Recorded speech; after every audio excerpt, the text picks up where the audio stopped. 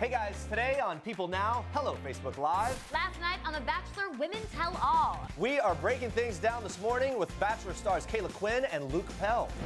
Okay, what is happening? Justin Hartley is sharing his naked ambition. Emma Watson reveals her beauty routine and why she oils up her lady parts. Say what? Yeah. Plus, she's in charge. This got to stop somewhere. YouTube sensation and newly minted TV star Veronica Poo-Nash joins us with some pretty awesome advice. That's why you call me, right? That's what I do.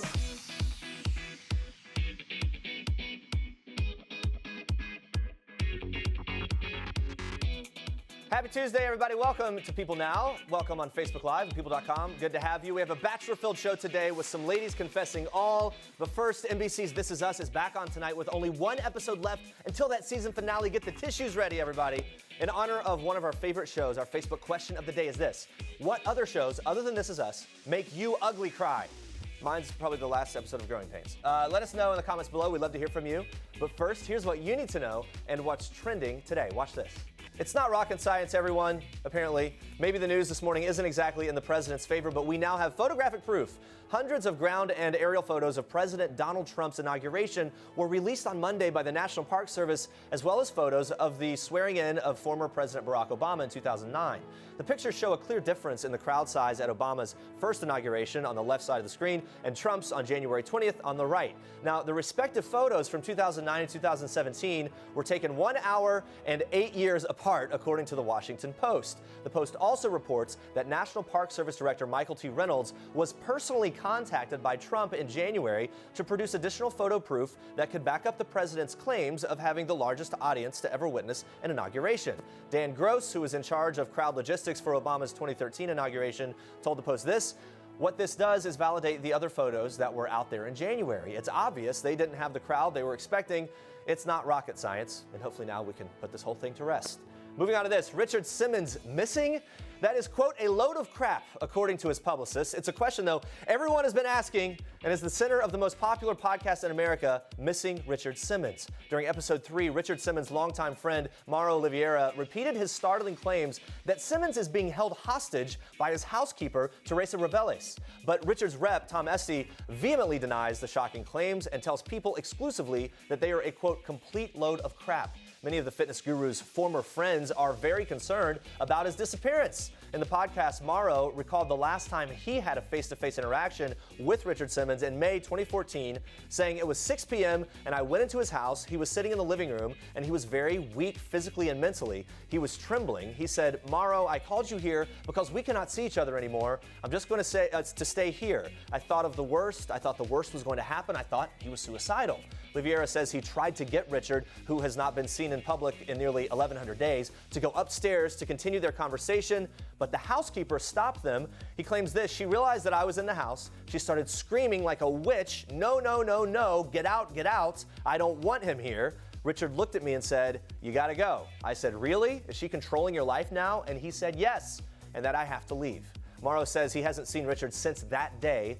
The creator of Missing Richard Simmons, the podcast, adds that Oliveira's account holds up, except for his contention that Reveles is holding Simmons in his home through witchcraft. Simmons' rep says the allegations are completely false and tells People that Richard made a choice to live a more private life. Tom Esty defended Teresa Reveles too, saying, Teresa has been working with him since I've been working with him, 27 years. Holding him hostage is the biggest. Teresa is the housekeeper. She's the caretaker. She is extraordinary. She is amazing. She takes impeccable care of Richard, and she has for as long as I have been working with Richard.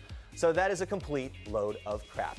Richard's rep continues by explaining how all these things distract from Richard's legacy, also that he, Simmons, and Reveles have no part in the podcast, which is now the most popular podcast on iTunes. So bizarre. Now moving on to this.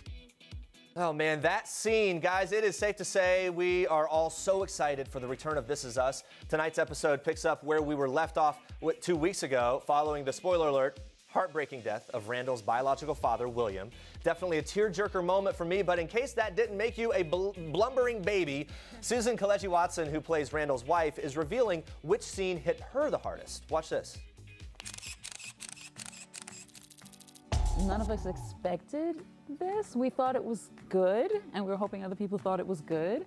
loved it as much as we did, but we are really just ecstatic. I haven't been a part of a project that has touched people like this, you know? Yeah. It really touches people it's on a very resonating, for deep sure. level. Yeah, you don't cry for nothing. Where do the themes resonate with you the most? I mean, there's so much that it takes on. Has there been like a moment where it's like, wow, I'm glad that we're going after this in this way? Ooh, you know some good stuff? What happened, like remember that episode where Jack's character had young Randall on his back? You know, doing the push-ups. I don't know if you guys saw this.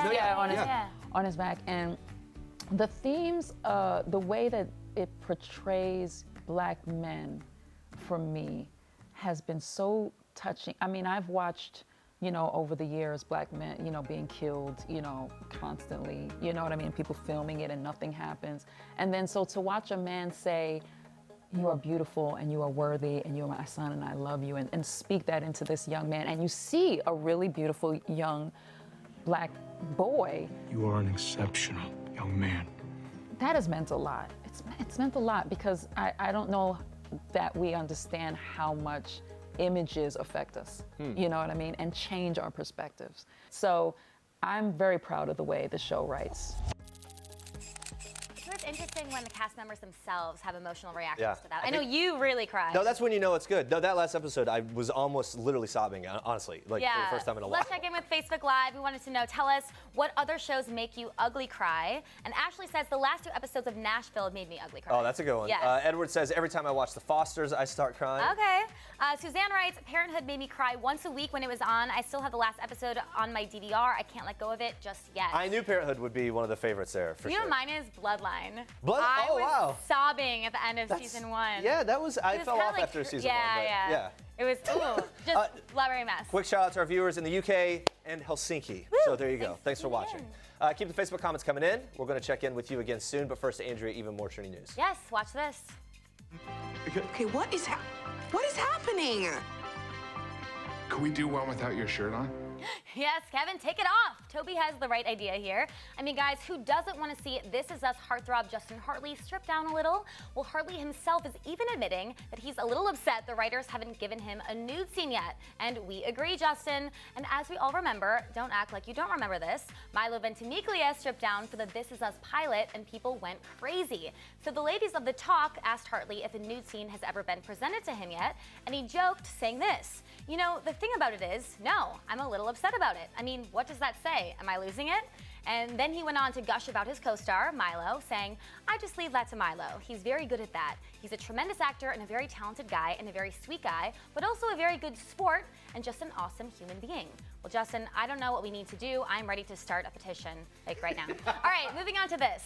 Emma Watson is known for her always on-point red carpet style, but how does she nail that flawless complexion? Well, the actress broke down her beauty routine for an interview with Into the Gloss, and I have to say, her must-have products will both inspire and maybe surprise you. To start, let's just say that Emma Watson swears by using oil for just about everything.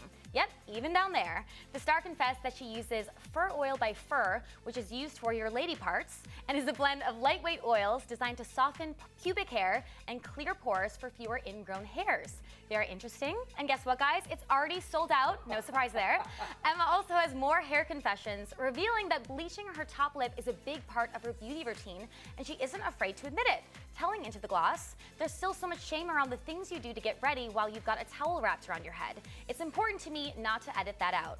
And guys, Emma Watson says she loves a good bath and confessed to jumping in the tub at least once a day. Sounds amazing. And her go-to product is C.O. Bigelow's Apothecary Cold and Flu Soak, which she says clears out her sinuses and makes her feel really clean. Now, Emma explains she isn't huge on painting her nails because they're just going to chip. I agree there. But the star does love pedicures with crazy colors. She revealed that her favorite pop of color is El Capitan by Floss Gloss. Love a good blue. And now, of course, Emma takes perfect care of her skin, cleansing, toning, and moisturizing every single night. But she says her complexion wasn't always so great, telling Into the Gloss, When I was going through puberty, particularly around ages 14 and 15, I had really bad skin. So when you get in a good place with your skin, you really appreciate it and try to take care of it. And as we all know, Emma lives by all natural products, even for her deodorant. The Beauty and the Beast star stays fresh and clean by using Agent Nature No. 3. And lastly, Emma confessed to being a little obsessed with peeking through other people's makeup bags, saying this: "When I was a kid and working on Harry Potter, I would always ask the makeup artist, or just anyone, can I see your makeup bag? I loved exploring that way. And my other favorite thing was, while I was having my hair and makeup done, to clean and organize people's makeup bags. So I would sit there and clean every product and put it all back together again." So when you go into Shark's house, you gonna get ate up. Just gotta stay out of that shark's house, everybody. Veronica Poo Nashville is known for her viral YouTube videos, as well as providing some sound and practical advice to fans. Well, lucky for us, Veronica is taking her skills to the small screen with the hilarious 8-episode TLC series, She's in Charge. The season premiere of She's in Charge airs tonight at 10 p.m. Eastern. It's also our Toyota People Pick of the day. So in honor of the new show, we wanted Veronica to sound off on some common everyday problems of our staff. Check it out.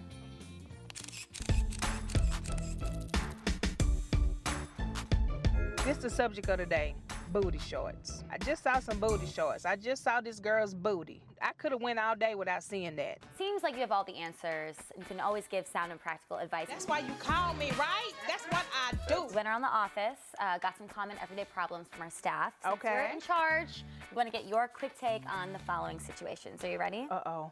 What do you do about that rude roommate who keeps stealing all your food? You just stop buying food. You make them buy food. You know, you starve them out. You know, it's a waiting game. This got to stop somewhere. Let it begin with you.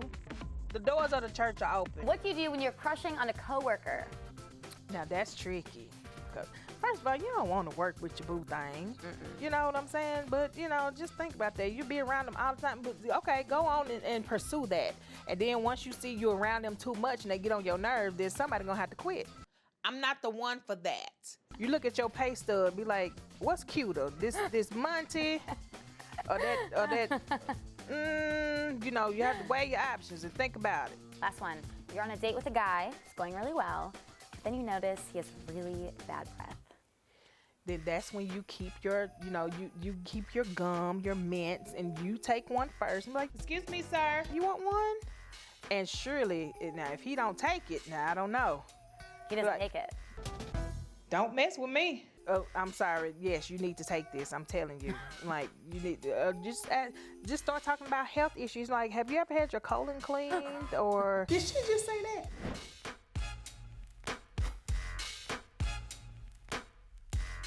Yeah, I will always accept a breath mint. Even worse is when Andrea tells me I have bad breath, doesn't offer me a mint. So, could fix that. Stay with us, guys. Bachelor alum Caila Quinn and former Bachelorette suitor Luke Pell join us live to break down last night's Bachelor-a-Palooza. Plus, Dream Kardashian is giving babies everywhere selfie goals this morning. Stick around.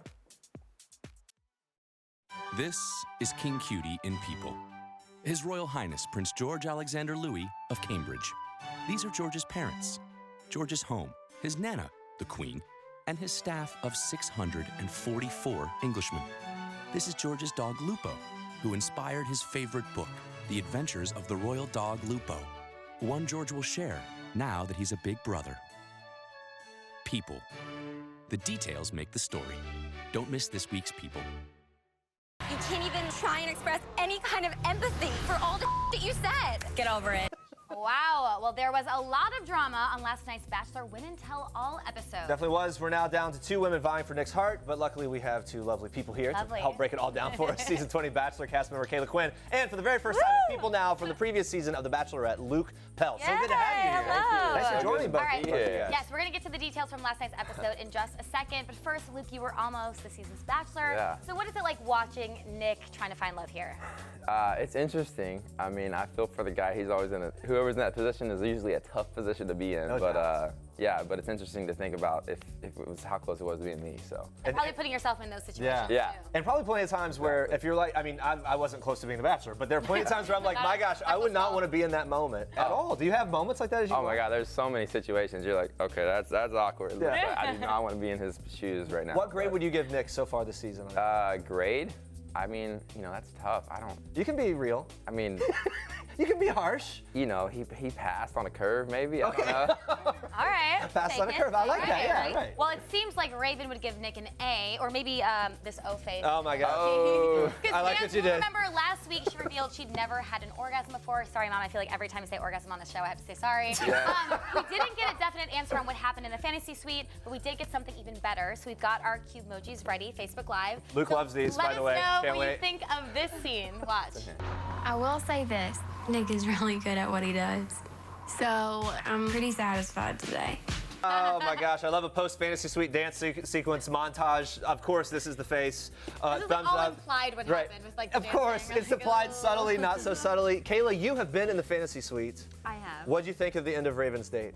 I thought that was great. I feel like you should celebrate when you get one of those, and so it just made me laugh. One of those dates Were or you whatever dancing else? Oh my Okay. God. I don't dance and tell. Now, Luke, you're a Southern guy. Yeah. Raven's from Arkansas.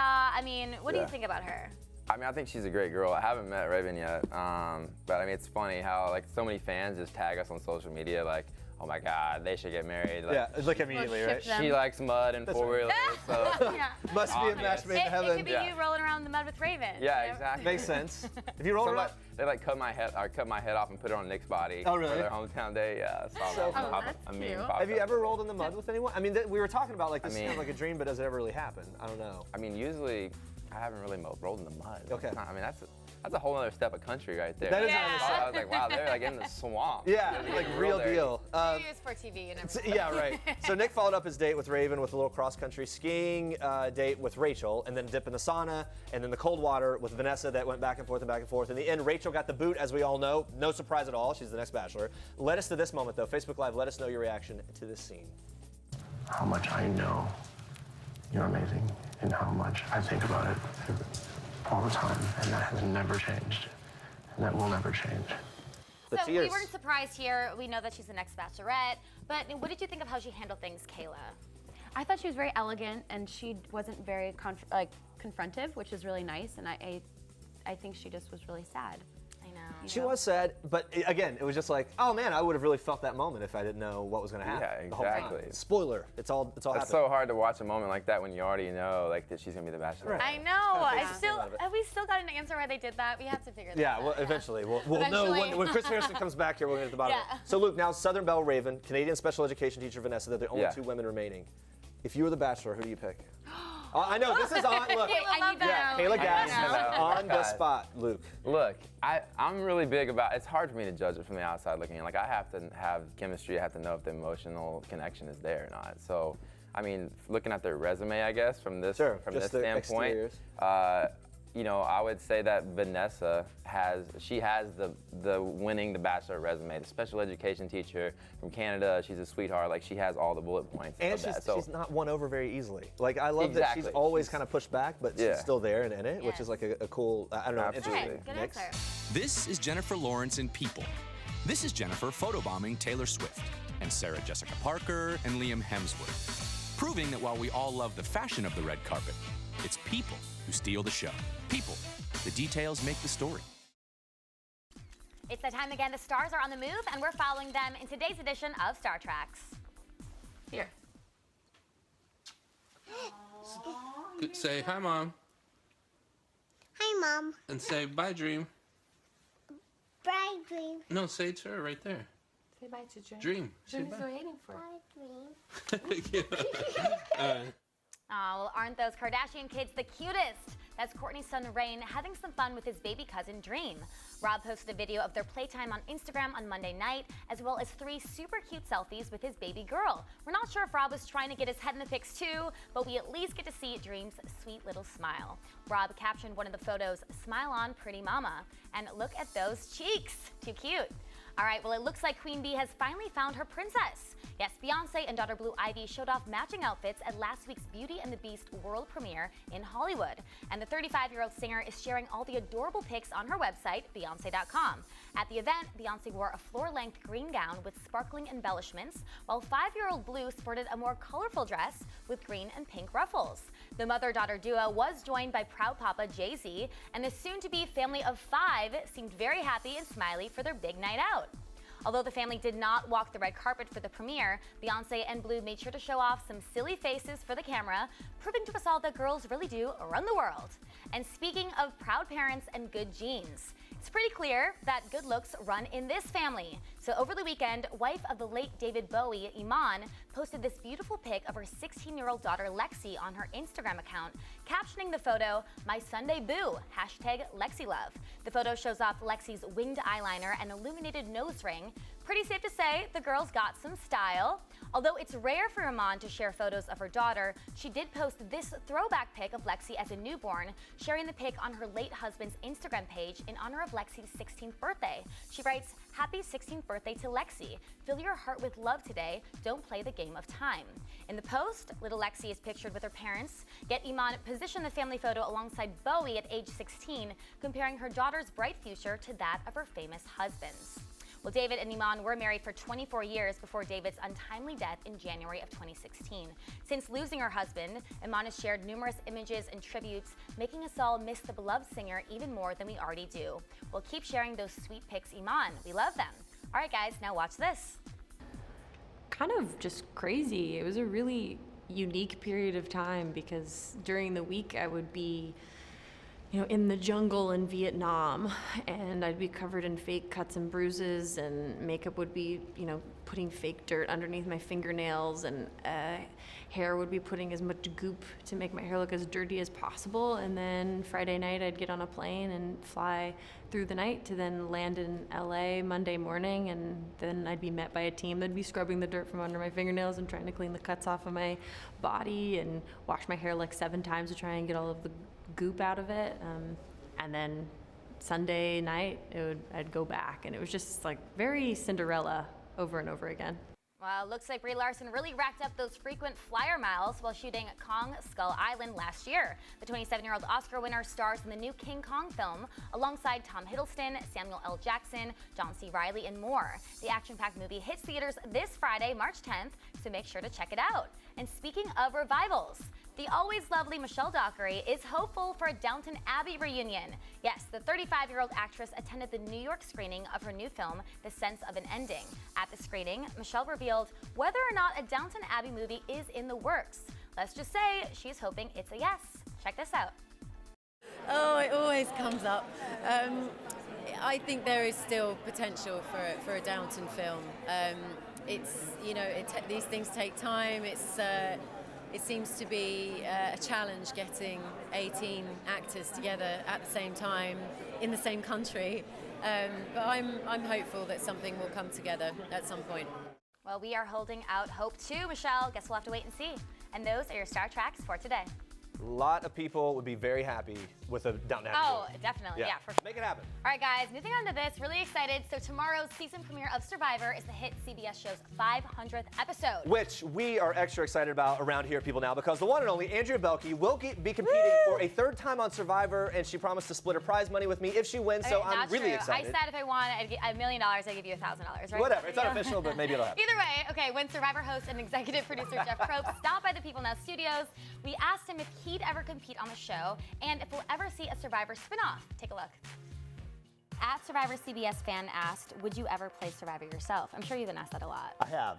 I would love to play it. I don't know that I could handle it. I mean, when I see you guys on day 20 and you're dragging and you don't even know how much you're dragging, and I can see it because I'm still fresh.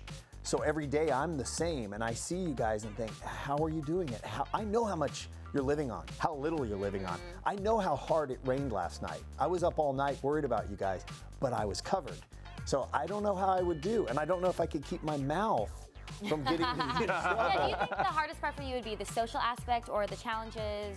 What do you think? I think social. I'm self-deprecating in that I say my mouth would get me voted out because my friends assure me it would. But my ego's healthy enough and strong enough that I think I could socialize better than I would if I were hosting Survivor. But ultimately, at some point, I will say something that will probably offend you, and then you'll laugh like that, and I'll go, I'm dead. See Andrea laugh, I'm dead. That's it, that was the little piece. So last fall, CBS premiered a streaming-only version of Big Brother. Is this something Survivor would ever do? Trying to change the format? Never would do that. No. And the reason is, A, we wouldn't change the format. And Big Brother's different. Big Brother is, by design, you have all these cameras and you could pop in and watch people anytime you want. Survivor's very different. Survivor is a dramatic situation every week, and the question is, who will be voted out tonight? So we want to script the story so that we don't tell you everything. That's part of the fun. You know, from being there, sometimes there's one little bit of information that we don't show you, and that's the question. You go, wait, did she or didn't she? And now you're gonna find out. So I think we're best served to start at the end and say who's gonna be voted out tonight, and then give you clues throughout so that you can play along at home and go, it's gotta be Andrea. Listen to her. You know she's going, oh, she didn't go? Oh, she did. Yeah. Andrea, charm spoken. What is so funny? It's just seeing the reaction, the reality settling on your face. Does it ever get easier for you to watch? No, that? it's just embarrassing. It's terrible. Embarrassing, I hate when or does people it? send me clips of it. Yeah, right. I hate No, that I have to you watch do. it again. What? Okay, real funny. When Jeff was here, he also answered Survivor fans' Twitter questions, including one about former winner Boston Rob. Yes, Boston Rob won my season. He also dished on two-time winner Sandra's return to the show. Take a look. Tasia on Twitter wondered, was Boston Rob asked for the season? Will we ever see him compete again? He was not asked. Mostly probably because I think I know the answer. He doesn't want to do it. I think there are certain people, like Cochran doesn't want to play again. And especially once you've won, it's very tough. It's why Sandra, when we asked Sandra to play, our casting director, Lynn Spillman, still has the screen save of her response. Lynn had called Sandra, and I think Sandra missed the call, but she wrote back and said, whatever it is, the answer is yes. And I saw that and went, that is really amazing. She's won twice. There's nothing to be gained for her except to now finally lose, unless she can do it again. And she has enough to say, yeah, I can do it again. Wow. I'm coming back. I have major respect for that. Yeah, that surprised a lot of people. That Really? she would play again. Yeah. All right, let's check in one more time with Facebook Live. So our question of the day was in honor of a new episode of the always emotional show, This Is Us. So we wanted to know, what other shows make you ugly cry? Well, forget the ugly cry for a second. There's a big push for Justin Hartley's nude scene to have one from our viewers. Yeah. Are you listening? This Is Us. This is something that perhaps you should consider. Laura says ER had some good tear-jerking moments. Rosemary Clooney as the dementia patient with a beautiful voice was a really special storyline. I like that. Lots of great comments there. And of course, again, I go back to Parenthood. Like that was one that I think a lot of people love and love to cry. Oh yeah, definitely. We can't wait to cry more during This Is Us this week.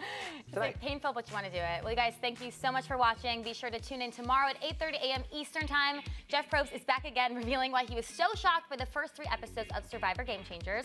Plus, Say Yes to the Dress star Randy Finoli gives us the backstory to his new wedding dress collection. Yeah, thank you guys so much for watching. For now, we leave you with one last thing from Natalie Zaya. Yep. Bye, guys. Hey, I'm Natalie Z, and this is One Last Thing. The last time I laughed so hard I cried was watching my daughter, my 16-month-old daughter, twerk. The last movie I saw was Network. I'm as mad as hell, and I'm not gonna take this anymore! On Turner Classic Movies, it's very applicable to what's happening today. The last song I had stuck in my head was The Wheels on the Bus. Hey YouTube! Don't forget to like this video and leave a comment if you enjoyed it. And for more People Now, click on the subscribe button down here. And check out more great video right now by clicking on one of these links.